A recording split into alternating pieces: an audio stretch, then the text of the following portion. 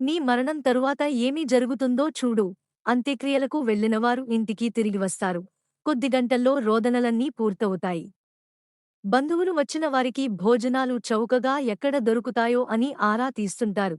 పక్కింటి నీ ప్రాణస్నేహితుడు పాడే కట్టడానికి ఉపయోగించిన చెత్త తన ఇంటి ముందు వేశారని విసుక్కుంటాడు. మూడో రోజున ఢిల్లీలో ఉండే నీ చిన్న కొడుకు సెలవు లేదు వెళ్ళాలని తొందరపడుతుంటాడు. అతను వెళ్లేలోగా దినం ఖర్చులు తెల్చేస్తే బాగుండునని అందరూ పెద్దకోడలు ఉండగానే భర్తను ఆస్తి పోరు పెడుతుంది. పంపకాలు జరిగిపోతే బాగుండునని నీ పెద్ద కూతురు తొందరపడుతుంది. నీ కారు తనకు ఇస్తే బాగుండునని నీ చిన్న కూతురు ఆతృతగా నీ భార్యను అడుగుతూ ఉంటుంది.